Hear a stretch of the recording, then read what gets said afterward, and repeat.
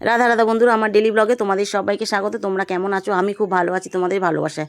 বন্ধুরা, আগে একটা কথা বলি, আমার প্রচণ্ড গলার অবস্থা খারাপ আর ঠান্ডা লেগে গেছে, তো সরি সবার কাছে। তো দেখো আজকে কী রান্না করেছি। আজকে করেছি লাউ, ডিম আর আলু চচ্চড়ি। কীভাবে করলাম সেটা একটু তোমাদেরকে বলে দিই। দুটো ডিম কড়াইতে দিয়ে একটু নুন দিয়ে ঝুড়ো করে ভেজে তুলে নিয়েছি। নেওয়ার পরে ওই কড়াতে একটু অল্প গোটা জিরে দিয়েছি, দিয়ে ভেজে তুলে নিয়ে শিলেতে আমি বেটে গুঁড়ো করে ওটা আলাদা রেখেছি।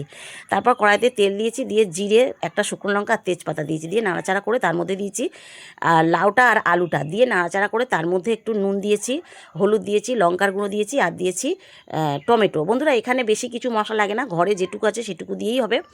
তো দিয়ে এটা টমেটো দিয়ে ভালো করে নাড়াচাড়া করে দিয়ে আমি ভালো করে চাপা দিয়ে দিয়েছি। যখন একটু সিদ্ধ হয়ে গেছে ঢাকাটা খুলে তার মধ্যে ডিমটা আমি দিয়ে দিয়েছি, দিয়ে আবারও চাপা দিয়ে নাড়াচাড়া করে যখন সিদ্ধ হয়ে এসছে তার মধ্যে দিয়েছি আমি একটু চিনি নাড়াচাড়া ভালো করে চিনি দেওয়ার পরে নাড়াচাড়া করার পরে তারপরে আমি জিরের গুঁড়োটা ছড়িয়ে নিয়ে ভালো করে মাখা করে তরকারিটা নামিয়ে নিয়েছি।